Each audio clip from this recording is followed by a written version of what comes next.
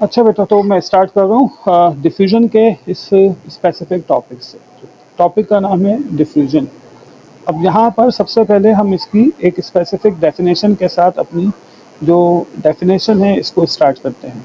Basically it is the movement of molecules. Diffusion की बात कर रहा हूँ। Diffusion is the movement of molecules, movement of molecules. अब ख्याल रखिएगा, जब हम मॉलिक्यूल की मूवमेंट को देख रहे हैं तो ये जो मॉलिक्यूल्स की मूवमेंट है फॉर डिफ्यूजन, ये होती है फॉर गैसेस।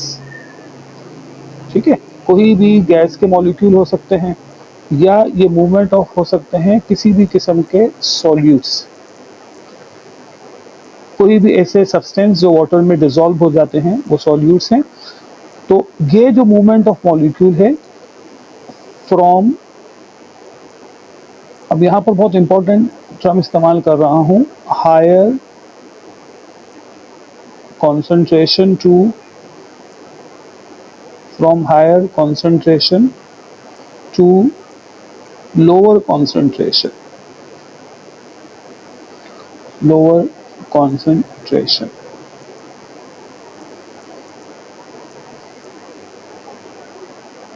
ठीक, और यहाँ पर मैं ब्रैकेट में लिख रहा हूँ, ये आपने याद रखना है, down the concentration gradient, down the concentration gradient, concentration gradient.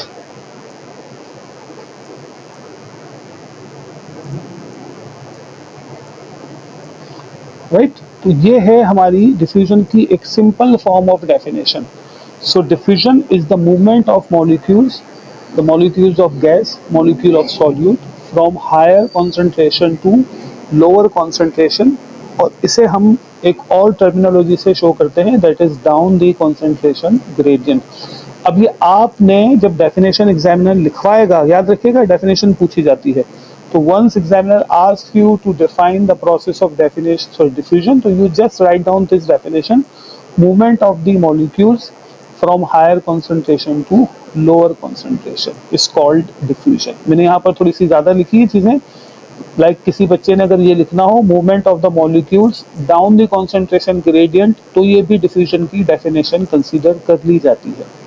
ज़्यादातर बच्चे इस डेफिनेशन को ज़्यादा आसानी से अंडरस्टैंड करते हैं कि movement of the molecules, molecule of gas और molecule of solute from higher concentration to lower concentration, that is the process of diffusion. अब ज़रा इस जो डेफिनेशन के वर्ड्स हैं इन्हें मैं थोड़ी सी आपको अंडरस्टैंडिंग के लिए एक्सप्लेनेटरी मूड में लेकर जा रहा हूँ। जब हम डिफ्यूजन की बात करते हैं तो इसकी बहुत कॉमन एग्जाम्पल जनरली हमें मिलती है, वो ये है कि when you just apply perfume on your body, तो वो जो परफ्यूम की बॉटल में परफ्यूम का कंटेंट है वो होता है अपनी हायर कॉन्सेंट्रेशन के अंदर। ठीक है, जब हम स्प्रे बॉटल से स्प्रे का एक जो है वो एक स्प्रे करते हैं, तो what is happening, the perfume spray का जो फ्यूम है it is going to spread it throughout the room. तो एयर में वो जो फ्रेगरेंस है उसकी जो डिस्ट्रीब्यूशन है, उसकी जो स्प्रेडिंग है, वो हो रही है एक सिंपल प्रोसेस के थ्रू, जिसको हम नाम देते हैं कि ये एक प्रोसेस ऑफ डिफ्यूजन है। अब स्प्रे बॉटल में जो स्प्रे का जो कंटेंट है, परफ्यूम है, वो अपनी हायर कॉन्सेंट्रेशन में होता है, और रूम में क्योंकि एयर मौजूद है और वहाँ पर किसी किस्म का कोई फ्यूम नहीं है, तो वहाँ पर ये होता है लोअर कॉन्सेंट्रेशन में। इस बात को मैं यहाँ लिख देता हूँ, जैसे कि हमने यहाँ पर यूज़ किया एक परफ्यूम बॉटल। ये जो परफ्यूम बॉटल है, ठीक है, ये perfume bottle, this perfume bottle has higher concentration of, higher concentration of, higher concentration of fume, right. तो वो जो फ्यूम है उसकी हायर कॉन्सेंट्रेशन है, जबकि जो रूम है जहाँ पर हम उस वक्त बैठे हैं, तो room has low fume concentration. सही है बेटा, तो ये कॉन्सेंट्रेशन का आपको कॉन्सेप्ट यहाँ से थोड़ा बहुत अंडरस्टैंड होने जा रहा होगा। अब क्योंकि बॉटल में पूरा परफ्यूम मौजूद है, या रूम स्प्रे मौजूद है, या किसी भी किस्म का जो है वो हम कह सकते हैं कि उसके अंदर कोई भी एक्सयूवी कंटेंट प्रेजेंट है, तो वहाँ उसकी कंसंट्रेशन ज़्यादा है। जब हम स्प्रे करते हैं, फर्स्ट स्प्रे होगा, तो फिर वो बॉटल से निकलने वाला जो परफ्यूम है वो हमारे रूम में स्प्रेड होना शुरू होगा, और आहिस्ता आहिस्ता आहिस्ता उसकी स्मेल पूरे रूम में इक्वली डिस्ट्रीब्यूट हो जाती है। तो ये परफ्यूम का रूम में इस तरह से स्प्रेड होना एक सिंपल इन्वायरमेंटल डिफ्यूजन की एग्जाम्पल कंसीडर की जाती है। ये बात क्लियर हो रही है ना बेटा? अब हम यहाँ पर क्योंकि बायोलॉजी पढ़ रहे हैं तो हमने डिफ्यूजन देखनी है सेल्स के अंदर, तो सेल में डिफ्यूजन किस तरह से होती है। अगर ये बात आपको क्लियर है तो मैं आगे चल रहा हूँ। एक आध थोड़ी सी बात और जो है आपके सामने मैं एक प्रेजेंटेशन के तौर पे शो कर देता हूँ, ताकि आपको ज़्यादा बेहतर तरीके से पता चल सकेगा। सपोज मैं यहाँ पर एक कंटेनर बना रहा हूँ, गौर से ज़रा देखिएगा, ये कंटेनर बन रहा है जिसे हम आम तौर पर बीकर का नाम देते हैं। साइंस लैब में ये रखे होते हैं, ये कंटेनर है। और इस कंटेनर में सपोज करते हैं कि मैंने इस कंटेनर में यहाँ पर इसके अंदर इस तरह से इस पोर्शन तक, यहाँ तक इस पोर्शन तक इस कंटेनर में भर दिया है पानी को। ठीक है, अब आपके सामने जो है वो यहाँ पर मैं वाटर जो है वो फिल कर रहा हूँ। तो वाटर को नॉर्मली तौर पर हम मेंशन कर देते हैं कि ये एक नॉर्मली जो है वो एक ब्लू कलर के जो है वो सिंपल से इस कंटेंट पे नजर आ रहा है। तो it is filled with the water like this. ठीक है, अब मैं यहाँ पर एक दूसरा जो है वो बीकर बनाता हूँ। This beaker is also same size beaker है, जस्ट लाइक दिस, और इसको भी मैंने इस तरह से बना दिया, और इसके अंदर भी इसी तरह से मैं इतने रीजन के अंदर इसमें वाटर को फिल कर रहा हूँ। तो ये आपके सामने मैंने इसमें भी वाटर फिल कर दिया। याद रखिएगा ये वाटर है बीकर के अंदर, अभी कुछ भी नहीं है इसके अंदर। ठीक है, अब दोनों को हमने बना दिया है, गौर से समझिएगा बात को। अब मैं इस बीकर के अंदर अब एक नाम लिख रहा हूँ कि this beaker name is beaker A and this beaker name is beaker B. Both has got equal volume of water. तो इन दोनों में पानी मौजूद है। ठीक है बेटा, डिफ्यूजन को अंडरस्टैंड करते हैं। अब मैंने क्या किया बेटा कि यहाँ से एक और जो है वो लिया, एक तो मैंने रेड कलर का एक इसमें से दिया ड्रॉप, और इस बीकर के अंदर यहाँ कॉर्नर पे या सेंटर पे बल्कि ये एक रेड कलर का ड्रॉप जो है वो यहाँ पर प्लेस कर दिया। सिमिलरली इस बीकर में भी एक रेड कलर का ड्रॉप मैंने यहाँ पर प्लेस कर दिया। समझ में आ रहा है बेटा? अब अगर आप गौर से देखें तो दोनों बीकर में वॉल्यूम वाटर का अप्रोक्सीमेटली सिमिलर है। बीकर ए में जो ड्रॉप है उसका साइज बड़ा है, और बीकर बी में जो ड्रॉप है उसका साइज कंपैरेटिवली हमें नजर आ रहा है कि छोटा है। अब हम ये कह सकते हैं कि ये जो इंक ड्रॉप है it is highly concentrated at the point of placement, दोनों साइड पर, ए पर भी और बी पर भी। और जो बीकर का पूरा रीजन है वहां पर इंक ड्रॉप मौजूद नहीं है। इसका मतलब है वहां पर उनकी उसकी कॉन्सेंट्रेशन जीरो है, नहीं है तो मतलब जीरो कॉन्सेंट्रेशन है। बस हमने क्या करना है, ड्रॉप को छोड़ देना है इस तरह से। अब क्या होगा, after few minutes this drop is going to be spread throughout the watery area. आहिस्ता आहिस्ता आहिस्ता आहिस्ता ये जो ड्रॉप मैंने ए में और बी में स्प्रेड किया है ये इस पानी के अंदर स्प्रेड होना, डिजोल्व होना शुरू हो जाएगा। ठीक है, अब सपोज करते हैं कि आप what happen after 30 minutes, 30 minute के बाद क्या होगा। 30 मिनट्स के बाद हमने देखना है कि आफ्टर 30 मिनट्स क्या होना है जी। तो आफ्टर 30 मिनट्स मैंने यहाँ पर टाइम लिख दिया है। तो नॉर्मली हमने हिलाना नहीं है, मिक्स नहीं करना, किसी किस्म का जो है वो इसके अंदर अलाउ नहीं करेंगे कि किसी किस्म की स्ट्रिंग हो। तो after 30 minutes we can observe that कि होना यह है कि आफ्टर 30 मिनट्स इस बीकर के अंदर इस पानी वाले रीजन में हमें नज़र आएगा कि आहिस्ता आहिस्ता जो ये वाटर का एरिया है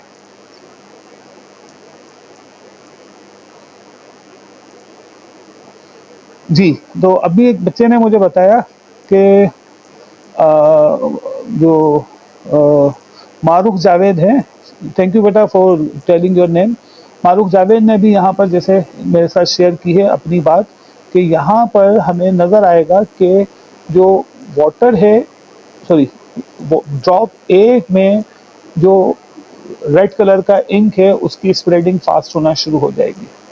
तो ये बहुत बहुत ही जो है वो करेक्ट बात इन्होंने कही है। तो आफ्टर 30 मिनट्स हम यहाँ लिखेंगे कि दिस रीजन जो कि ए के पास है, यहाँ पर we can see that the water is going to be gradually red quickly. तो ये ब्लू वाला जो था वो रेड होना शुरू हो जाएगा। ऑन द अदर हैंड जो यहाँ पर बीकर बी है, क्योंकि इसमें वाटर की ड्रॉप की साइज छोटी है, तो यहाँ बीकर बी में हमें नजर आएगा कि यहाँ पर जो वाटर की रेडनेसनेस का जो कंटेंट है वो कंपैरेटिवली थोड़ा सा कम होगा। तो बी में हमें रेडिशनेस ज़्यादा नज़र आएगी, सॉरी ए में रेडिशनेस ज़्यादा नज़र आएगी, बी में रेड होना का जो रिएक्शन है वो कंपैरेटिवली स्लो होगा।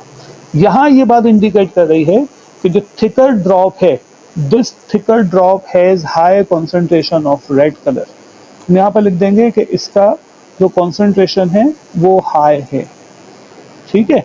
और जो यहाँ पर थिन ड्रॉप है रेड कलर का, इसे हम कंसीडर करेंगे कि कंपैरेटिवली ये लेस कॉन्सेंट्रेटेड है। तो होगा ये कि जब कॉन्सेंट्रेशन ज़्यादा होगी तो due to the high concentration जो स्प्रेडिंग स्पीड है वो स्प्रेडिंग स्पीड भी हमें ज़्यादा नज़र आएगी, ठीक है। अब इसकी रीजनिंग मैं यहाँ आपके सामने बेटा शेयर कर रहा हूँ। वो ये है कि जब हम दो इक्वल वॉल्यूम ऑफ वाटर में दो different volume of red ink place कर रहे हैं, आपको नज़र आ रहा है कि ए बीकर में रेड इंक का जो साइज़ है वो बड़ा है, बी बीकर में रेड इंक का साइज़ छोटा है। तो ये जो रेड इंक ज़्यादा ऐड की गई है, ये ज़्यादा रेड इंक इस बात को इंडिकेट कर रही है कि इसकी जो अवेलेबिलिटी है, रेड इंक की जो अवेलेबिलिटी है वो कंपैरेटिवली हायर है in beaker A as compare to beaker B. तो जब हायर कॉन्सेंट्रेशन होगा तो ये रेड इंक अपने इस ओरिजिन से आहिस्ता आहिस्ता स्प्रेड होना शुरू हो जाएगी। ख्याल रखिएगा हम हिला नहीं रहे, ये खुद ब खुद पानी में रेड इंक इस तरह से स्प्रेड होगी, यहाँ पर भी रेड इंक स्प्रेड होना शुरू होगी। दोनों रेड इंक का जो ड्रॉप है वो स्लोली एंड ग्रेजुअली इस वाटर एरिया के अंदर डिस्ट्रीब्यूट होना शुरू हो रहा है। तो डायग्राम आपको दिखा रही है कि क्योंकि ए का वॉल्यूम ज़्यादा था इंक का तो वो ज़्यादा तेज़ी से फैल रही है, बी का वॉल्यूम इंक का कम था तो वो कंपैरेटिवली थोड़ी सी स्लो स्लो फैलती है। परफ्यूम वाली एग्जाम्पल से अगर हम सोच लें या देख लें तो अगर परफ्यूम की स्ट्रेंथ कम होगी, यानी कि लाइटर परफ्यूम होगा स्मेल के लिहाज से, तो उसको स्प्रेड होने में टाइम लगेगा, और स्ट्रॉन्गर परफ्यूम होगा तो स्ट्रॉन्गर परफ्यूम की स्प्रेडिंग बहुत ज़्यादा जो है वो फास्ट हो सकती है। तो ये कॉन्सेंट्रेशन को आपने ध्यान में रखना है कि जब हम डिफ्यूजन प्रोसेस को ऑब्जर्व करेंगे तो डिफ्यूजन होगी मूवमेंट ऑफ मॉलिक्यूल। वो मॉलिक्यूल वाटर का भी हो सकता है, सॉरी वो मॉलिक्यूल किसी गैस का भी हो सकता है, वो मॉलिक्यूल किसी जो है वो सॉल्यूट यानी कि सॉल्ट का मॉलिक्यूल है या ग्लूकोज का मॉलिक्यूल है या अमीनो एसिड का मॉलिक्यूल है। वो अपनी हायर कॉन्सेंट्रेशन से, यानी कि जहाँ उसकी क्वांटिटी ज़्यादा है वहाँ से लोअर कॉन्सेंट्रेशन, मतलब जहाँ उसकी क्वांटिटी कम होगी वहाँ पर ये मूव करना शुरू कर देगा। क्लियर हो रही है बेटा बात? तो ये आपने ख्याल रखना है डिफ्यूजन के हवाले से। तो ये डिफ्यूजन जब सेल में होती है तो ज़रा इसको अंडरस्टैंड करें। मैं एक एनिमल सेल आपके सामने ड्रॉ कर रहा हूँ, ये एक एनिमल सेल मैंने ड्रॉ किया। एनिमल सेल के जो मेन कंटेंट हैं वो सेल मेम्ब्रेन, साइटोप्लाज्म, न्यूक्लियस आपके सामने है। अभी मैं यहाँ शो कर रहा हूँ कि इस सेल के बाहर जो कार्बन डाइऑक्साइड है उस CO2 की कॉन्सेंट्रेशन है 0.04%। मैं यहाँ concentration of carbon dioxide show कर रहा हूँ, और बाहर ऑक्सीजन जो है इस सेल के बाहर वो है 21%। यानी कि environmental air around this cell has 21% oxygen and 0.04% carbon dioxide. On the other hand, inside the cell, carbon dioxide concentration वो यहाँ पर मेंशन मैं कर रहा हूँ अप्रोक्सीमेटली 4%, और ऑक्सीजन कॉन्सेंट्रेशन मैं यहाँ पर शो कर रहा हूँ इट इज़ अराउंड 16%। नंबर आपके सामने बेटा मौजूद है। अब हम यहाँ पर ये बात करते हैं कि जो कॉन्सेंट्रेशन ऑफ कार्बन डाइऑक्साइड है, ठीक है, concentration of carbon dioxide concentration of CO2 ये बताइए हायर है dash of cell, inside the cell higher है या आउटसाइड द सेल हायर है, CO2 कॉन्सेंट्रेशन। तो यहाँ पर सिंपल सा बेटा इसका आंसर बन रहा है कि CO2 concentration higher, inside the cell higher है। ठीक है, और इसी के साथ यहाँ पर मैं एक और स्टेटमेंट लिख देता हूँ, स्टेटमेंट 2 करके, कि जो कॉन्सेंट्रेशन ऑफ ऑक्सीजन है, concentration of oxygen, concentration of oxygen ये हायर है आउटसाइड द सेल। ऊपर नजर आ रही है हमें नंबर, हायर है outside the cell, outside of cell. ठीक है, अब हमने इस कंटेंट को ध्यान में रखना है कि oxygen concentration is higher outside the cell, तो this arrow shows oxygen moves inside the cell through cell membrane, जबकि carbon dioxide move outside the cell right through this cell membrane. तो यहाँ पर ये एरो हेड बताएगा कि CO2 is moving out, और ये एरो हेड बताएगा कि oxygen is moving inside this cell. अब हमने बताना है कौन से प्रोसेस के थ्रू होगी, तो हमने सिंपल याद रखना है oxygen and carbon dioxide move by the process of diffusion. अब ये कहेंगे कि oxygen molecules move inside the cell from outside this environment, जबकि CO2 जो गैस है it can move from inside the cell to outside the cell. Process का नाम हमने बताना है कि यह है प्रोसेस ऑफ डिफ्यूजन। तो मैं यहाँ पर एक स्टेटमेंट लिख देता हूँ कि ऑक्सीजन, क्योंकि ऑक्सीजन जो है वो बाहर ज़्यादा है, हम लिखेंगे ऑक्सीजन, अब मैं बायोलॉजिकल टर्म इस्तेमाल कर रहा हूँ, वो लिख रहा हूँ oxygen diffuse in from air, from air. ठीक है, जबकि carbon dioxide diffuse out, diffuse out, diffuse out from cell. तो सेल से कार्बन डाइऑक्साइड डिफ्यूज आउट होगी और ऑक्सीजन डिफ्यूजेस इन होगी from the air into the cell. ये बात बेटा क्लियर है? प्रोसेस का नाम क्या है? डिफ्यूजन है, क्योंकि कार्बन डाइऑक्साइड कॉन्सेंट्रेशन हायर है सेल के अंदर, तो CO2 के मॉलिक्यूल सेल के अंदर से सराउंडिंग एयर में पास आउट हो जाएंगे। ऑक्सीजन के जो मॉलिक्यूल हैं वो बाहर ज़्यादा हैं, तो ऑक्सीजन का जो गैस है वो डिफ्यूजन प्रोसेस के थ्रू सेल के अंदर आना शुरू हो जाएगी। अब ख्याल रखिएगा कि ऊपर जो मैंने एग्जाम्पल दी थी पानी की और हवा की, इसके मुकाबले में सेल में आपने ध्यान में रखना है कि ये जो मेम्ब्रेन है, this membrane allows oxygen and carbon dioxide to move inside out और आउटसाइड इन। रिपीट कर रहा हूँ अपनी बात को, cell membrane allows oxygen molecule to move inside. Similarly, cell membrane allows carbon dioxide molecule to move out. ये बात आपने बेटा ख्याल से जहन में रखनी है। इसके हवाले से एक छोटी सी अगर दिमाग में आ रहा हो कि ये कैसे मुमकिन होगा, कैसे बात होगी, तो इसको ज़रा आप इस तरह से समझ लें। ऊपर वाली डायग्राम को मैं एक और तरीके से आपके सामने शो कर रहा हूँ। ये एक इन्वायरमेंटल कंडीशन शो करती है, इसके बीच में मैं यहाँ पर एक डिफरेंशिएटिव लेयर डेवलप कर देता हूँ। इस लेयर को मॉडल की लेयर के तौर पर कहते हैं कि ये है सेल मेम्ब्रेन, और बीच में सेल मेम्ब्रेन के दरमियान आपको नजर आ रहे हैं छोटे छोटे से गैप्स। ठीक है बेटा, तो cell membrane has got microscopic gaps as well. यहाँ मैं आपके सामने बना रहा हूँ मॉलिक्यूल ऑक्सीजन के, काउंट कर लीजिएगा, ये हो गए 4 5 6 7 8 9 10 11 12 13 14 15 16 17 18 19 20 21 और 2 हैं यहाँ पर। ठीक है, तो ये मैं यहाँ लिख देता हूँ ऑक्सीजन, जो कि ब्लू कलर से बनाए हैं। ये ऑक्सीजन के हमने यहाँ पर 21 मॉलिक्यूल्स रखे हैं, परसेंटेज नहीं लिख रहा हूँ, मॉलिक्यूल्स लिख रहा हूँ। ठीक है, और यहाँ पर ऑक्सीजन के मॉलिक्यूल बनाते हैं, ये हो गए 5 6 7 8 9 10 11 12 13 14 15 16।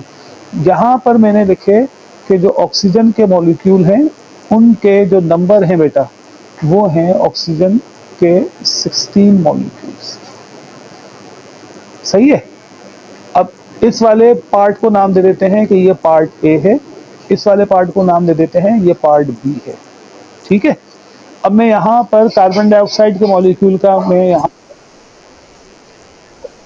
नहीं, पार्ट बी में भी ऑक्सीजन है लेकिन 16 मॉलिक्यूल हैं, और पार्ट ए में भी ऑक्सीजन है लेकिन 21 मॉलिक्यूल्स हैं।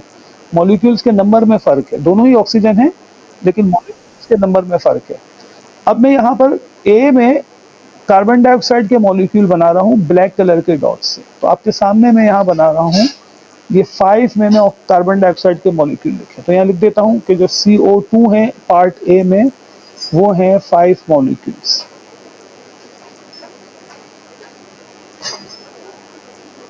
और पार्ट बी में भी CO2 मॉलिक्यूल बनाता हूँ 1 2 3 4 5 6 7 8 9 10 11 12। ठीक है। और ये मैंने लगाए 13। यहाँ पर जो CO2 के मॉलिक्यूल हैं CO2 के 13 मॉलिक्यूल्स हैं आपके सामने बेटा, दोनों मॉलिक्यूल्स के मैंने नंबर शो कर दिए हैं, और ऊपर वाली ही डायग्राम की थोड़ी सी जो है वो एक डिफरेंट एक कह सकते हैं कि एक अंडरस्टैंडिंग मूड में ये मैंने बना दिया है। तो अब बताइए ऑक्सीजन का जो कॉन्सेंट्रेशन है वो कहाँ ज़्यादा है, ए में या बी में? ए में है। और कार्बन डाइऑक्साइड कॉन्सेंट्रेशन कहाँ ज़्यादा है, ए या बी में? बी में ज़्यादा है, ठीक है ना। अब हम यहाँ पर ऊपर जैसे मैंने लिखा है oxygen diffuses in from the air, तो हम ये कंसीडर कर लेंगे कि नीचे वाले जो मॉडल है इसमें जो ऑक्सीजन मॉलिक्यूल हैं वो मूव करेंगे। मैं यहाँ लिखता हूँ कि O2, ऑक्सीजन को कहते हैं O2 moves from A to B region. Correct है ये बात?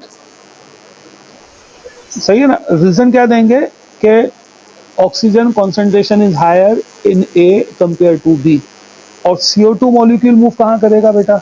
CO2 molecules, these molecule move from CO2 moves from B to region B to region A।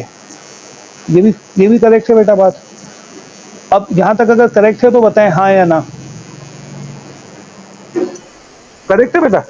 अब अब कंडीशन ये है बेटा कि कितने मॉलिक्यूल ऑक्सीजन के मूव करेंगे बी से ए की तरफ, और कितने मॉलिक्यूल मूव करेंगे कार्बन डाइऑक्साइड के from B region to A region, यानी कि how many molecule of oxygen move from A to B region. तो यहाँ पर मैं ऐड कर देता हूँ हाउ मैनी।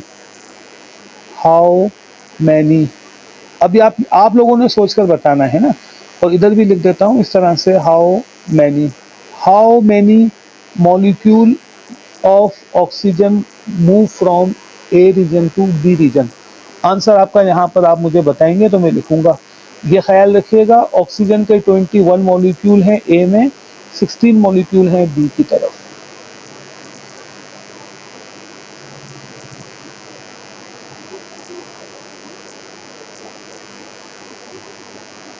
ठीक है, इसको मैं 22 कर देता हूँ ताकि थोड़ी सी आसानी हो जाएगी। इसको मैं हटाकर थोड़ा सा चेंज कर दूँ नंबर, परेशानी से बच जाएंगे। ये एक नंबर यहाँ बढ़ा देता हूँ, 22 हो गया। जी बेटा। अब ख्याल रखिएगा, जो शायद ये नई बात हो गई आप लोगों के लिए, तो थोड़ा सा आपको आसानी नहीं होगी। अब हम ये देखेंगे कि जब इस तरह की कोई सिचुएशन एग्जामिनर पूछ ले तो आपने बेटा ख्याल रखना है कि जो भी डिफरेंस है नंबर ऑफ मॉलिक्यूल्स का उसको आप 2 से डिवाइड करते हैं। तो अब मुझे ये बताइए ऑक्सीजन का डिफरेंस कितना है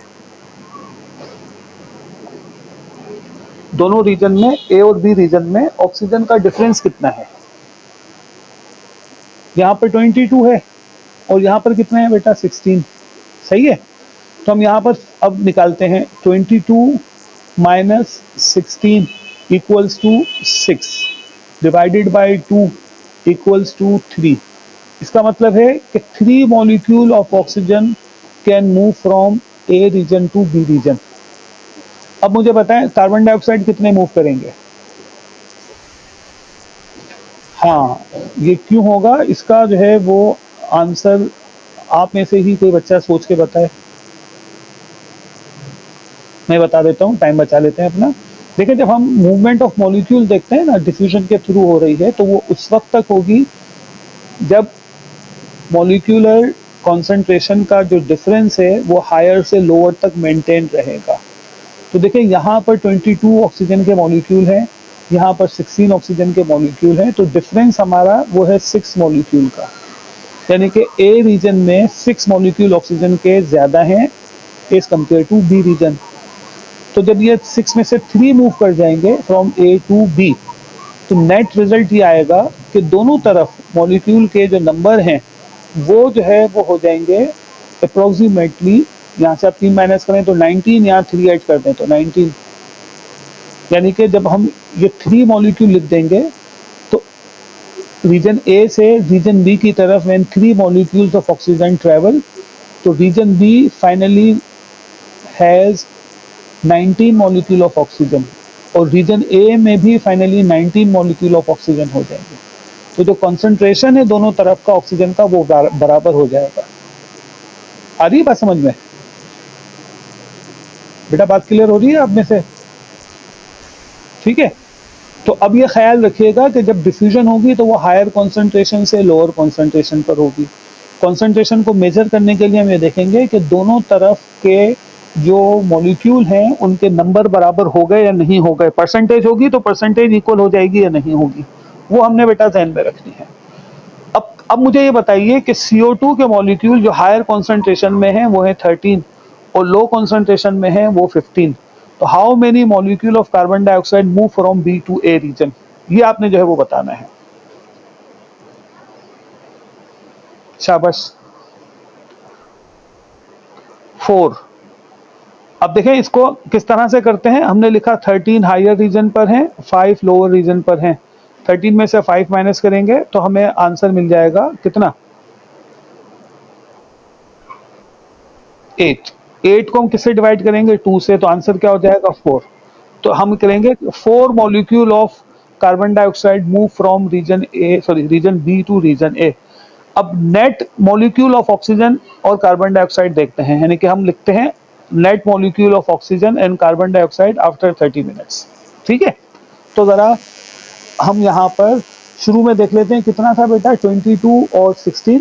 तो नेट यानी कि final final CO2 and O2 molecules, ये हमने यहाँ पर लिख देने हैं। तो कितने हो गए बेटा फाइनल CO2 और O2 मॉलिक्यूल्स? तो हम लिखेंगे 19 फाइनल हो जाएंगे oxygen molecules in both region, और कार्बन डाइऑक्साइड कितने हो जाएंगे बेटा? ये हो जाएंगे 9 CO2 इन बोथ रीजन। बात मेरी क्लियर हो रही है बेटा? तो ये ख्याल रखिएगा कि जब भी आपसे एग्जामिनर पूछेगा ना डिफ्यूजन की डेफिनेशन, तो हम बताएंगे movement of the molecule from higher concentration to lower concentration. बड़ा सीधा सा जो है वो इसका जो है वो डेफिनेशन का कंटेंट है। बाकी सारी समझाने की बातें हैं। दो बातें आपने याद रखनी है, मॉलिक्यूल मूव फ्रॉम वेयर जहाँ पर वो ज़्यादा होंगे, टू वेयर जहाँ वो कम होंगे। डिफ्यूजन में मॉलिक्यूल की मूवमेंट हायर कॉन्सेंट्रेशन से लोअर कॉन्सेंट्रेशन की तरफ होती है। इसको अंडरस्टैंड करने के लिए ये आपने एक इस तरह का ट्राइंगल को याद रख लेना है। इस ट्राइंगल का ये वाला रीजन कहलाता है हायर कॉन्सेंट्रेटेड रीजन, ये वाला एरिया कहलाएगा लो कॉन्सेंट्रेटेड रीजन। ये एरो बता रहा है कि ये मॉलिक्यूल की मूवमेंट है। ये बात समझ में आ रही है बेटा? डायग्राम याद रख लें। अब क्योंकि ये बायोलॉजी ओ लेवल्स की बायोलॉजी है, 9th मैट्रिक वाली नहीं है, तो रट्टा नहीं लगेगा, कॉन्सेप्ट से याद रखना है। ये मॉलिक्यूल मूवमेंट है। ये क्या बता रहा है बेटा मॉलिक्यूल मूवमेंट? कि molecules are moving from the highly concentrated area to lower concentrated region. तो ये मॉलिक्यूल बना देता हूँ इस तरह से। अब ये बताएं स्टीप से नीचे जा रहे हैं या स्टीप के ऊपर जा रहे हैं? जी बेटा, ये स्टीप के ऊपर है, स्टीप के नीचे है। तो ये मैं एक बनाता हूँ इक्विलिब्रियम। अगर इक्विलिब्रियम है तो मूवमेंट होगी या नहीं होगी?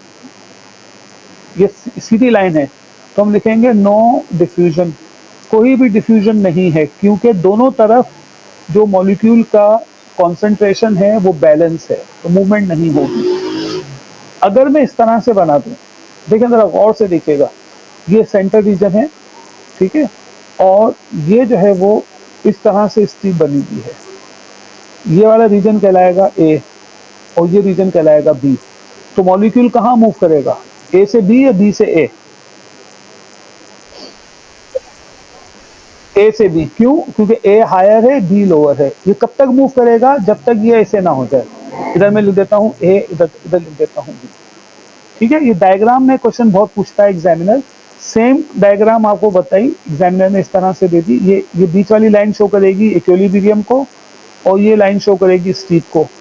इधर मैं लिखता हूँ ए, इधर लिखता हूँ बी। मॉलिक्यूल कहाँ मूव करेगा बेटा, ए से बी या बी से ए? बताओ। ए से बी मूव करेगा, ठीक है। अगर हमें एग्जामिनर ने हो सकता है थोड़ा सा आपको परेशान करना हो तो इस तरह से भी लिख सकता है, लाइक ए यहाँ लिखा जाता है, बी यहाँ लिखा जाता है। तो अब मॉलिक्यूल की मूवमेंट कहाँ होगी? बी से ए की तरफ। तो ये आपने याद रखना है डिफ्यूजन के हवाले से।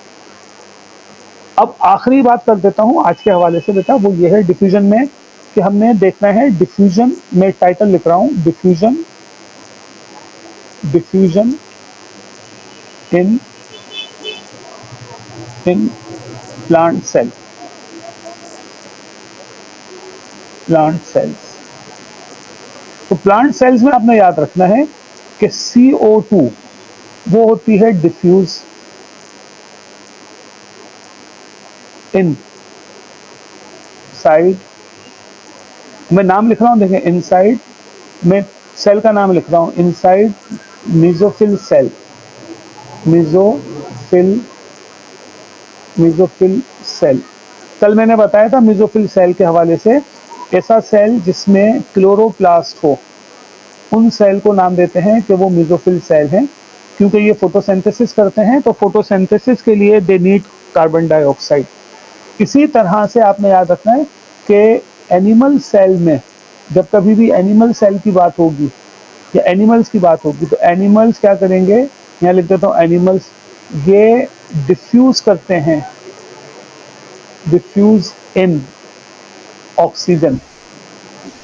जी बेटा।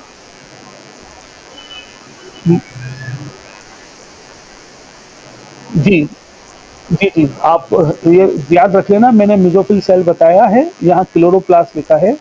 इसका मतलब ये है, मैं यहाँ पर वो कंटेंट भी लिख देता हूँ कि plant cell any plant cell having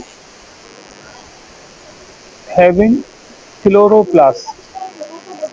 कोई भी प्लांट सेल जिसमें क्लोरोप्लास्ट है इस कॉल्ड, उसे हम कहते हैं मिजोफिल सेल, मिजोफिल सेल। ये याद रखना है बेटा, बात मैंने पूरी बात लिख दी है, mesophyll cell.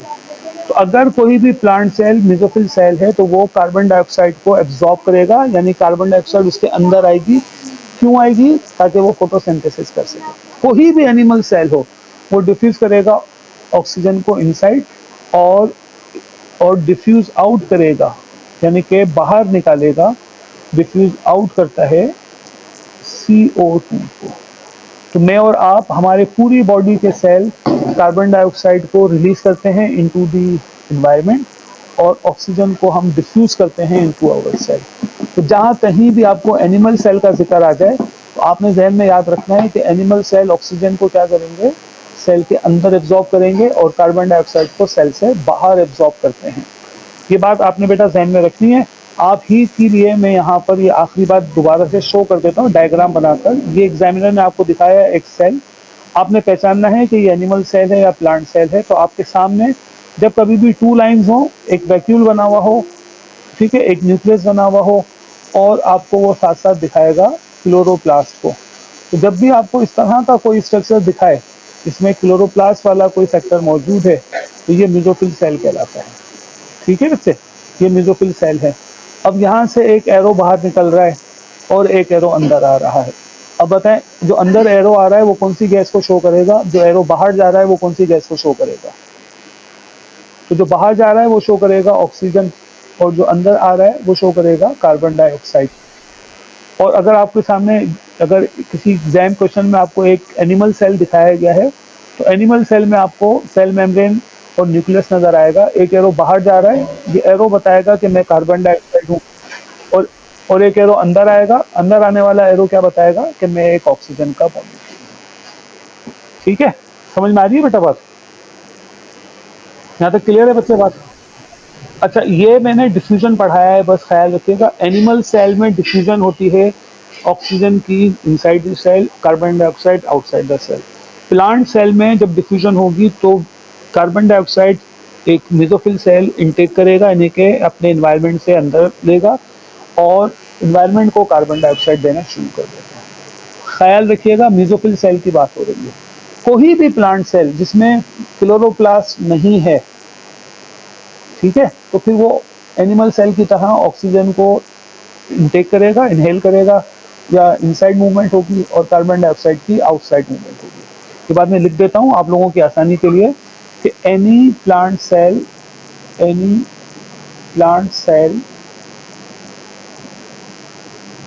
That any plant cell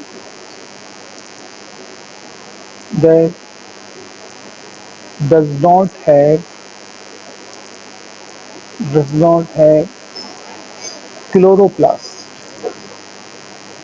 अब इसका मतलब ये है कि तमाम प्लांट सेल में क्लोरोप्लास्ट नहीं होता। जो भी प्लांट सेल हो जिसमें क्लोरोप्लास्ट नहीं है, ठीक है, डज नॉट हैव क्लोरोप्लास्ट,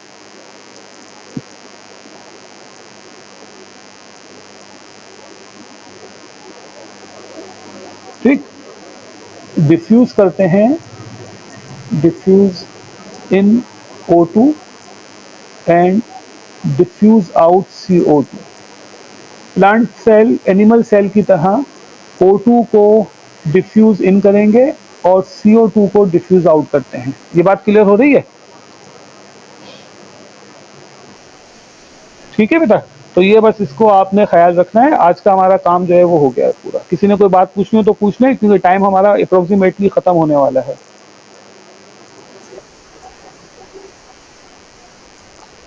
बस अभी मैं आपको भेजता हूँ, ग्रुप में ही भेजता हूँ।